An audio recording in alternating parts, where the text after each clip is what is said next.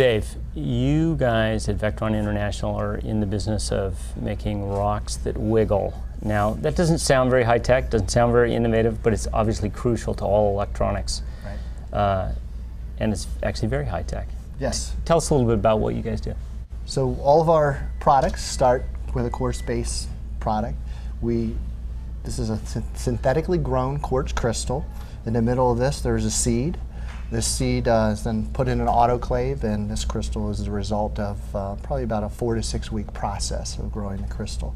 From that, these crystals are cut on a very specific angle off of this seed and ultimately make their way into the final crystal device and then into our oscillators.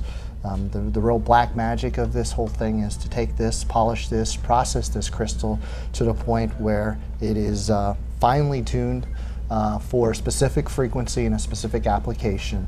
And then electrodes are placed on both sides of this crystal, it's energized, and that oscillation produces a frequency. And then that device is then used and put into an oscillator circuit around it for various applications. So every kindergartner or second grader knows about crystals because you grow them. Natural crystals are just not pure enough, right? So that's why you grow these. Absolutely. Natural crystals have way too many impurities.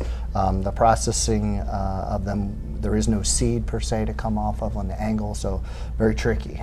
The first guy who decided to put an electrode on a crystal was an absolute genius, but the frequencies that they were able to maintain are nothing like what we can do today.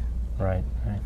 And oscillation was discovered how long ago? A long time ago. I think back in 40s and 50s, right around the end of the Second World War. This particular area grew up. There's a couple crystal valleys, if you will, that popped up around the world. This is one of them, and this particular area had many different crystal manufacturers, oscillator manufacturers back in the day. We're really the last one in this specific area, or other factories in Germany are also in another, what they'll call Crystal Valley. But it's very old. 40s and 50s is really when it started to take off, and from there we've grown to what we are today. So let's talk about that a little bit, how you take this inert object and turn it into systems, subsystems that go into, as I understand it, everything from aircraft to satellites to computers to test equipment, all down the line. That's right, all the way through the telecommunication, industrial product spectrum, and military and space applications. So what we'll do is, once we finish this crystal, we'll package it or leave it as an exposed blank and build it into an oscillator circuit.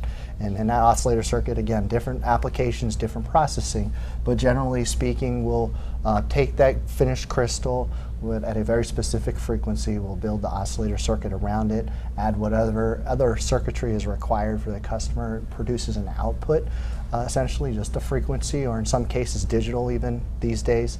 And then the customers use that in a lot of different ways. The telecommunications were often helping with the timing and switching, also as reference backups to GPS receivers, that kind of thing.